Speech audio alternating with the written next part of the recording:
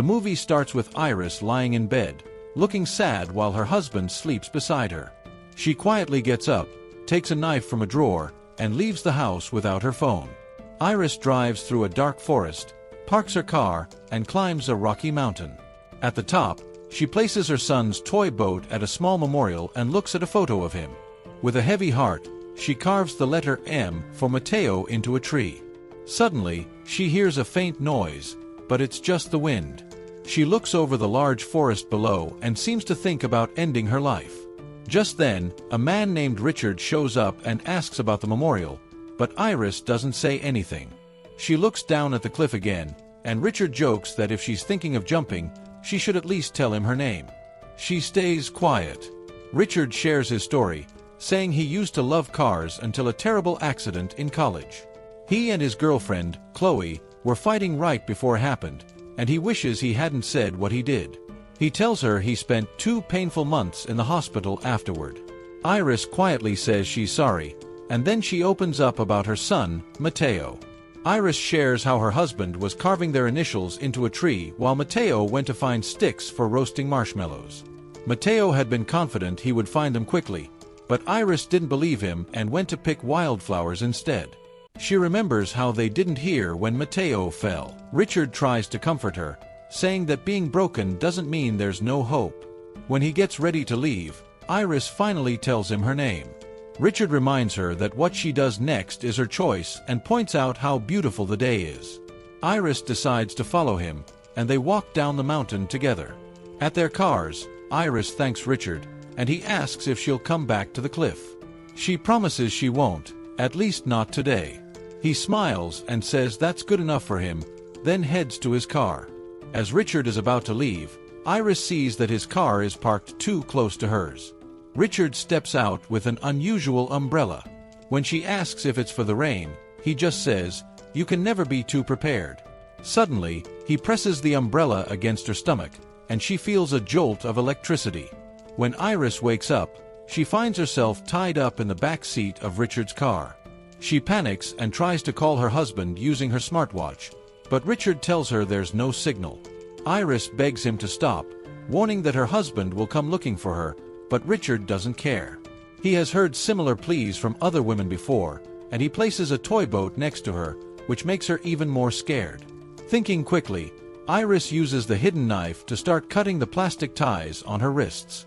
To distract him, she asks about his girlfriend, Chloe, but Richard avoids the question and asks about her son's name. She tells him it was Mateo. When she asks if Chloe was pretty, Richard agrees and says Iris reminds him of her. Nervously, Iris asks what he plans to do with her, and Richard says he has a place in the woods where he wants to braid her hair. At that moment, Iris breaks free and lunges at him, causing Richard to lose control of the car, crashing it into a tree. She tries to escape, but he grabs her by the hair, and they struggle fiercely. Richard catches up to her and blocks her way. He stops and asks if she feels any different yet. Confused, Iris tells him to stop playing games and explain himself. Richard then reveals he injected her with a drug that will paralyze her. In a scary tone, he explains that in the next 20 minutes, she will first lose her grip, making it hard to hold things like a knife or phone. At 10 minutes, her legs will start to tingle, and by 15 minutes, they will stop working altogether. Iris feels scared and weak, realizing that in 20 minutes, she won't be able to breathe well and will lose her voice as her body shuts down. Knowing she must escape, she runs, but her knife slips from her hand because her fingers are losing strength. Stumbling through the forest, she sets her watch for 20 minutes and tries to remember how she taught her son, Mateo, to count. But the happy thought fades when she sees Richard calmly waiting for her, saying they will have the whole weekend together. After an hour, she tries to run again, but her fingers won't cooperate, and she drags her foot through the forest. With only a few minutes left before her legs give out, she fights to stay on her feet, desperate to escape. Now weakened, she has to crawl. Richard is close behind, calling her name.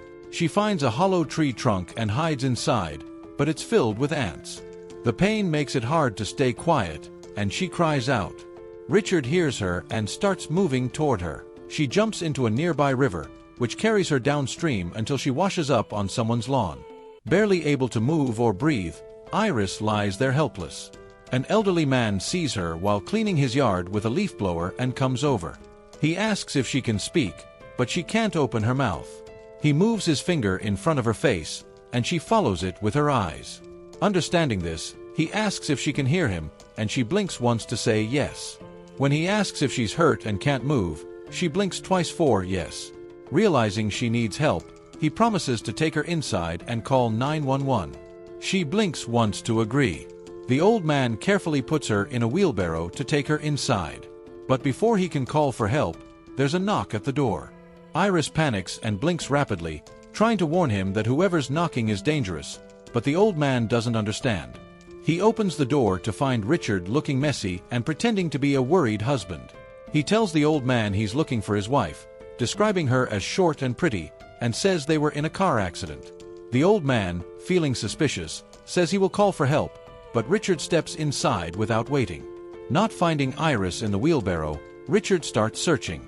When the old man threatens to call the police, Richard, trying to sound innocent, says he doesn't mind if they come, he just wants to find his wife. The old man sits down and asks Richard's name. Richard lies and says it's Andrew, claiming his wife has mental health issues. He explains that they were arguing, and she crashed the car. As the old man listens, he shares about his own life, mentioning his wife's sudden heart attack and how they missed signs of her health problems. Richard, catching on, replies with a dark saying, "The world takes what it wants." Iris, hiding behind a nearby sofa, hears everything and realizes Richard is twisting her words. The old man asks if Richard loves his wife, and Richard nods, saying yes. Just as the old man is about to reveal Iris's location, Richard's phone buzzes in his pocket. The old man becomes even more suspicious. Didn't Richard say he lost his phone? Richard brushes it off, claiming he's confused from the crash. He presses the old man to tell him where Iris is, and the old man hesitates before lying that she's in the garden shed. Richard doesn't believe him and demands the old man's phone. When Richard looks away for a moment, the old man takes his chance, pushing Richard into a nearby shelf, making him stumble. The old man quickly dials 911, using the distraction to try to get help for Iris. After struggling with the old man, Richard grabs a knife, taunting him about how his actions might have hurt his late wife. Just as the old man is about to hit Richard, he stabs the old man in the foot and then stabs him multiple times. Not finding Iris, Richard decides to set the house on fire, pouring gasoline around and throwing in a lit match. Iris, trying to get Richard's attention, manages to pull down a window blind. Richard sees her and realizes she's inside. He goes back into the house, carries her out, and puts her in his car. Richard coldly says he's never killed anyone before, but jokes that there's a first time for everything. Suddenly, Richard gets a call from his daughter, Olivia, who excitedly tells him she got good grades. She mentions they'll meet him at the cabin, which surprises him. His wife, Lizzie, takes the phone and hints that Olivia needs a change of scenery, making Richard agree. While they drive, the car runs low on fuel, so they stop at a gas station. Richard puts a hat on Iris to hide her face and goes inside to pay. While he's gone, a nearby child taps on Iris's window, reminding her of her son. The child's mother notices Iris looking distressed and feels something is wrong, but before she can help, Richard returns, fills the tank, and drives away. They arrive at the crash site, where Richard gathers things from his car and moves them into the old man's truck. While he's working on his car, a police officer shows up, responding to a tip from the gas station. Richard lies, saying his drunk wife crashed the car. The officer senses something is off and approaches Iris, who desperately tries to ask for help. But Richard suddenly attacks the officer and kills him. Afterward, he sets the car on fire and drives off with Iris. On the road, Iris asks Richard if he's doing all this because of his girlfriend or if he's lost his mind after watching her die. He stops the car and reveals that he actually enjoyed seeing her die. Shocked, Iris tries to appeal to him, reminding him of his family and begging him to stop before it's too late. She pleads for him to drop her off, promising she won't tell anyone about him. He laughs and says he isn't broken and that his plan has changed. They arrive at a pier, and Richard, disappointed that their time is cut short, prepares to take Iris onto a boat. She stabs him with a syringe but, still weak, struggles to hurt him. He laughs, saying she hasn't fully regained her strength. Iris, crying, asks why he's doing this when she already tried to end her life. Richard confesses he wanted her to find a reason to live just so he could take it away. As he hogties her and drags her onto the boat, Iris notices a knife on his belt.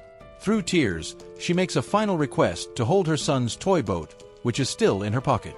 Softened by her plea, Richard moves closer. Taking her chance, Iris grabs the knife and stabs him in the neck. She pushes him overboard, watching him struggle in the water.